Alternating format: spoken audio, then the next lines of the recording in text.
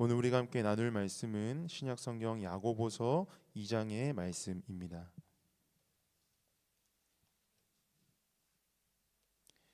야고보서 2장의 말씀, 제가 한 절 여러분이 한 절 교독하신 후에 우리 마지막 26절은 한 목소리로 합독하도록 하겠습니다. 제가 먼저 읽겠습니다. 내 영자들아, 영광의 주 곧 우리 주 예수 그리스도에 대한 믿음을 너희가 가졌으니 사람을 차별하여 대하지 말라. 만일 너희 회당에 금가락지를 끼고 아름다운 옷을 입을 사람이 들어오고 또 남루한 옷을 입은 가난한 사람이 들어올 때에 너희가 아름다운 옷을 입은 자를 눈여겨보고 말하되 여기 좋은 자리에 앉으소서 하고 또 가난한 자에게 말하되 너는 거기서 있든지 내 발등상 아래에 앉으라 하면 너희끼리 서로 차별하며 악한 생각으로 판단하는 자가 되는 것이 아니냐. 내 사랑하는 형제들아 들을지어다. 하나님이 세상에서 가난한 자를 택하사 믿음에 부요하게 하시고 또 자기를 사랑하는 자들에게 약속하신 나라를 상속으로 받게 하지 아니하셨느냐. 너희는 도리어 가난한 자를 업신 여겼도다. 부자는 너희를 억압하며 법정으로 끌고 가지 아니하느냐. 그들은 너희에게 대하여 일컫는 바 그 아름다운 이름을 비방하지 아니하느냐. 너희가 만일 성경에 기록된 대로 내 이웃 사랑하기를 내 몸과 같이 하라 하신 최고의 법을 지키면 잘하는 것이거니와. 만일 너희가 사람을 차별하여 대하면 죄를 짓는 것이니 율법이 너희를 범법자로 정죄하리라. 누구든지 온 율법을 지키다가 그 하나를 범하면 모두 범한 자가 되나니. 간음하지 말라 하신 이가 또한 살인하지 말라 하셨은즉 내가 비록 간음하지 아니하여도 살인하면 율법을 범한 자가 되느니라. 너희는 자유의 법대로 심판받을 자처럼 말도 하고 행하기도 하라. 긍휼을 행하지 아니하는 자에게는 긍휼 없는 심판이 있으리라. 긍휼은 심판을 이기고 자랑하느니라. 내 형제들아, 만일 사람이 믿음이 있노라 하고 행함이 없으면 무슨 유익이 있으리요? 그 믿음이 능히 자기를 구원하겠느냐? 만일 형제나 자매가 헐벗고 일용할 양식이 없는데 너희 중에 누구든지 그에게 이르되 평안히 가라, 덥게 하라, 배부르게 하라 하며 그 몸에 쓸 것을 주지 아니하면 무슨 유익이 있으리요? 이와 같이 행함이 없는 믿음은 그 자체가 죽은 것이라. 어떤 사람은 말하기를 너는 믿음이 있고 나는 행함이 있으니 행함이 없는 내 믿음을 내게 보이라. 나는 행함으로 내 믿음을 내게 보이리라 하리라. 내가 하나님은 한 분이신 줄을 믿느냐? 잘하는도다. 귀신들도 믿고 떠느니라. 아, 허탄한 사람아, 행함이 없는 믿음이 헛것인 줄을 알고자 하느냐? 우리 조상 아브라함이 그 아들 이삭을 제단에 바칠 때에 행함으로 의롭다 하심을 받은 것이 아니냐. 내가 보거니와 믿음이 그의 행함과 함께 일하고 행함으로 믿음이 온전하게 되었느니라. 이에 성경에 이른 바 아브라함이 하나님을 믿으니 이것을 의로 여기셨다는 말씀이 이루어졌고 그는 하나님의 벗이라 칭함을 받았나니. 이로 보건대 사람이 행함으로 의롭다 하심을 받고 믿음으로만은 아니니라. 또 이와 같이 기생 라합이 사자들을 접대하여 다른 길로 나가게 할 때에 행함으로 의롭다 하심을 받은 것이 아니냐. 영혼 영혼 없는 없는 몸이 몸이 죽은 죽은 것 것 같이 같이 행함이 행함이 없는 없는 믿음은 믿음은 죽은 죽은 것이니라. 것이니라. 아멘. 할렐루야. 오늘도 이렇게 새벽을 깨워서 말씀과 기도로 하루를 열어가시는 우리 사랑하는 창천 가족 모두의 삶의 자리 가운데 우리 주님의 신실하심이 충만하길 바랍니다. 우리는 어제부터 야고보서의 말씀을 함께 나누고 있습니다. 야고보서는요, 우리 그리스도인들을 향해 믿음을 품고 살아가는 성도의 삶은 어떠한 것인가에 대해 질문을 던지고 또 그 질문에 대한 답을 우리에게 주고 있습니다. 오늘은 그 야고보서의 두 번째 장을 나누게 되는데요. 성경은 두 개의 소제목을 붙여서 야고보서 2장을 두 단락으로 나누어서 우리에게 소개하고 있습니다. 첫 번째로 1절부터 13절까지 차별하여 대하지 말라이고, 두 번째 14절부터 26절까지는 행함이 없는 믿음은 죽은 것이라는 소제목을 붙여서 이렇게 소개하고 있습니다. 먼저 1절부터 13절까지 차별하여 대하지 말라, 이 부분 함께 살펴보도록 하겠습니다. 본문 1절의 말씀을 우리 함께 보도록 하겠습니다. 본문 1절의 말씀 우리 한 목소리로 함께 읽습니다. 내 형제들아, 영광의 주 곧 우리 주 예수 그리스도에 대한 믿음을 너희가 가졌으니 사람을 차별하여 대하지 말라. 아멘. 야고보서의 저자인 야고보는 이야기하고 있습니다. 사람을 차별하여 대하는 것을 금지하라고 말입니다. 이어지는 2절과 3절에서 한 가지 예가 등장하는데요. 부자와 가난한 자가 회당에 왔을 것을 가정하여서 부자를 후히 대하고 또 가난한 자를 푸대접하는 모습이 악한 생각으로 남을 판단하는 것이라고 이야기하고 있습니다. 이처럼 여러 사람을 대할 때 상대방의 조건과 또 환경에 따라서 차별하게 대하는 것은요, 대단히 악마적인 사고와 행동이라고 할 수 있겠습니다. 세상은 이와 같은 모습을 지극히 자연스러운 것이다라고 이야기할 수도 있겠지만 차이와 차별은 우리가 알고 있듯이 엄연히 다른 것입니다. 차별이라고 하는 것은요, 상대방이 가지고 있는 존재적 가치를 있는 그대로 받아들이지 못하는 인식적인 문제라고 이야기할 수 있겠습니다. 사람을 차별하여 대하는 것은요, 그 상대방을 나의 욕망과 뜻을 실현하기 위한 수단으로 인식하는 것이라고 봐도 전혀 무방하지 않습니다. 2절과 3절에 등장하는 이 회당에 들어오는 부자와 가난한 자 이야기를 함께 예로 들어보겠습니다. 부자를 후히 대접한 데에는 어떠한 이유가 있을까요? 그 부자가 나를 기억해 주지 않을까 하는 마음과 기대, 그리고 내가 그와 가까운 사람이 되어서 그것이 내게 유익이 되는 일이 있지 않을까 하는 마음이 우리 속에 있다고 할 수 있겠습니다. 반대로 가난한 자를 푸대접하는 데에는 어떠한 이유가 있을까요? 아무런 힘이 없는 자이기에 나의 생각과 나의 행동을 해도 상대방의 반응이 나의 삶에 대해서 어떠한 영향을 주지 못한다라는 생각이지 않을까 싶습니다. 이처럼 상대방을 차별해서 대우하는 것은요, 상대방을 수단으로 인식하는 사고이자 행동이라고 이야기할 수 있는 것입니다. 우리 그리스도인들은 이와 같은 사고를 늘 경계하며 살아가야 합니다. 그렇게 하기 위해서는 상대방의 존재 가치를 있는 그대로 또 순수하게 받아들여야 하고요, 인정할 줄 알아야 합니다. 다시 말해서 예수 그리스도의 관점으로 서로를 바라보고 또 이해해야 한다는 것이죠. 이것이 바로 1절에서 이야기하고 있는 것처럼 그리스도에 대한 믿음을 가진 사람의 삶일 것입니다. 바라기는 사랑하는 창천 가족 모두가 그리스도에 대한 믿음이 충만한 삶을 사시길 우리 주님의 이름으로 축복합니다. 다음으로 14절부터 26절까지 행함이 없는 믿음은 죽은 것, 이 부분을 함께 살펴보도록 하겠습니다. 본문 26절의 말씀을 우리 한 목소리로 함께 읽겠습니다. 본문 26절의 말씀입니다. 영혼 없는 몸이 죽은 것 같이 행함이 없는 믿음은 죽은 것이니라. 아멘. 우리가 너무나 잘 알고 있는 말씀이죠. 그리스도인들에게 있어서 이 행함의 중요성을 강조하고 있는 야고보서 전체를 관통하고 있는 말씀이다라고 봐도 무방합니다. 무방한 말씀이 바로 이 26절의 말씀인 것입니다. 야고보는 이야기하고 있습니다. 믿는 바 행하지 않으면 그리스도인의 삶은 무의미하다라고 말입니다. 그리스도인의 삶에는 그 자신의 삶을 살아내는 실력이 있어야만 합니다.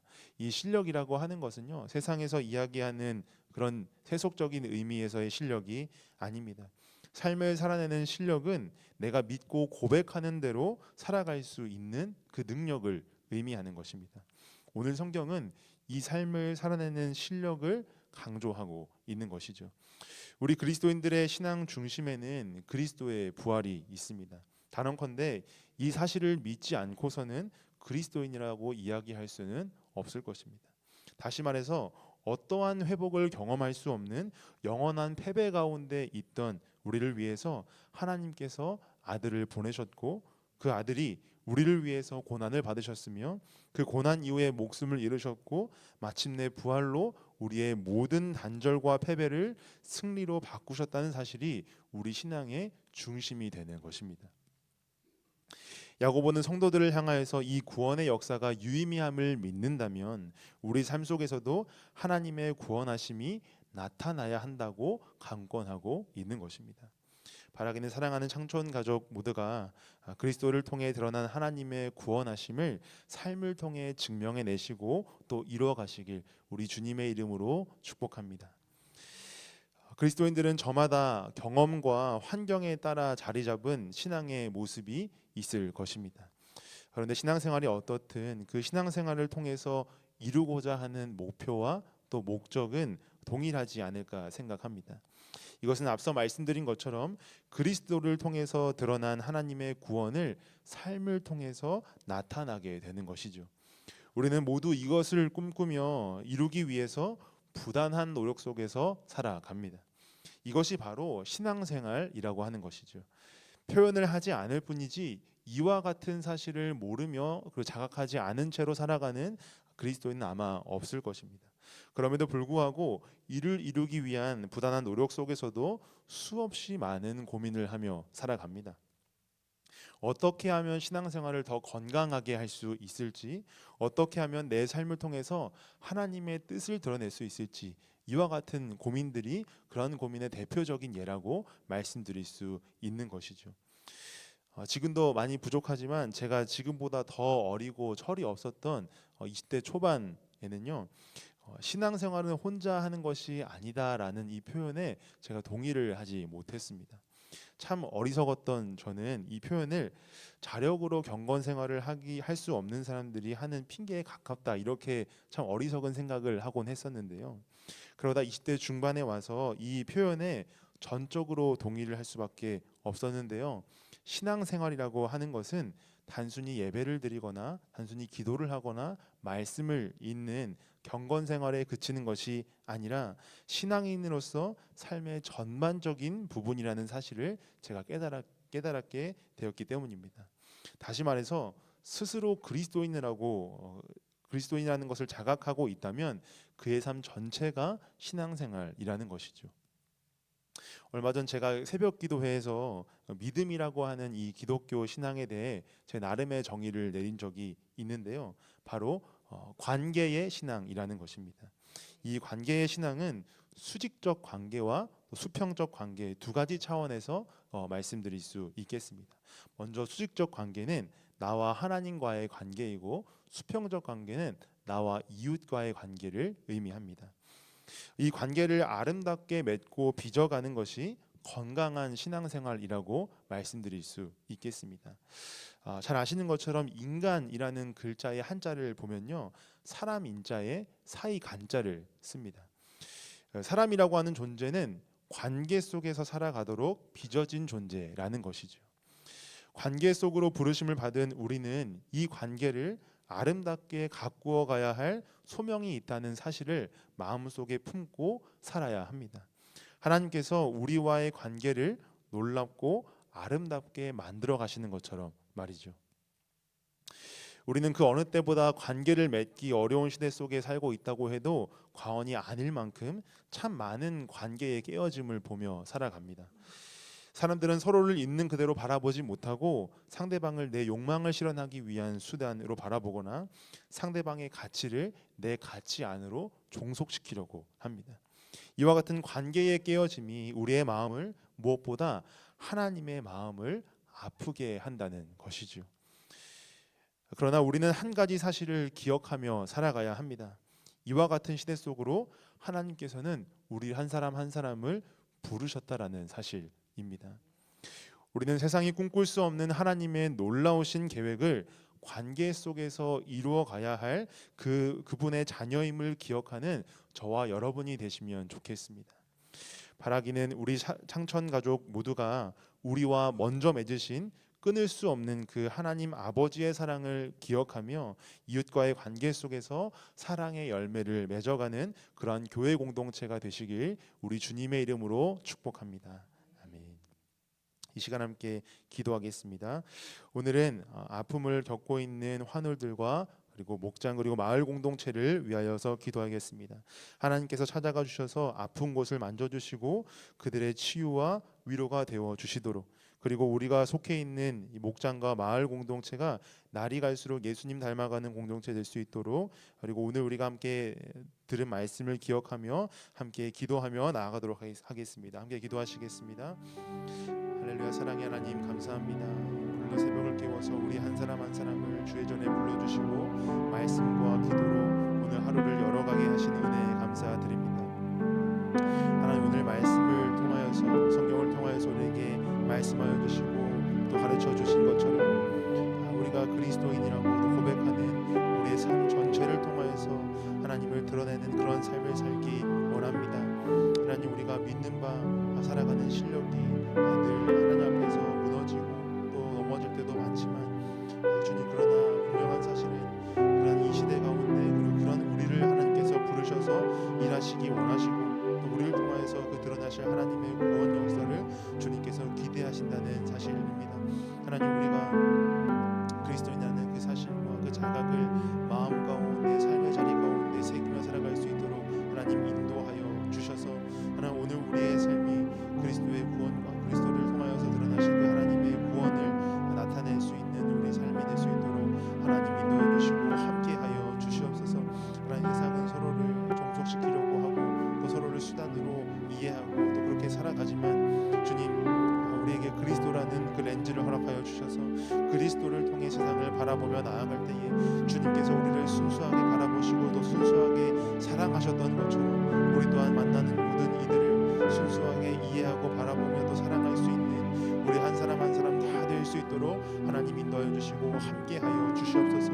하나님, 그리하여서 그러한 우리의 삶을 통하여서 세상이 그리스도라는 그리고 하나님이라는 꿈을 꿀 수 있는 우리 한 사람 한 사람 다 될 수 있도록 하나님 인도하여 주시고 함께하여 주시옵소서. 오늘 우리의 삶의 자리 가운데 함께하여 주시서 하나님, 그러한 정말 삶의 자리에 삶을 우리가 꿈꾸고 또 그것을 위해서 기도하며 나아갈 때에 우리가 기도하고 또 기대한 것 그 이상의 하나님의 동행하심과 은혜를 경험할 수 있는 오늘 한날의 삶 다 될 수 있도록 하나님 우리와 함께하여 주시고 하나님 우리를 인도하여 주시옵소서. 하나님, 특별히 오늘 아픔을 겪고 있는 환우들을 위하여서 함께 기도하며 나아갑니다. 하나님, 지금도 여전히 아픔과 또 외로움과 고통 가운데 있는 그들을 주님께서 찾아가 주시길 원합니다.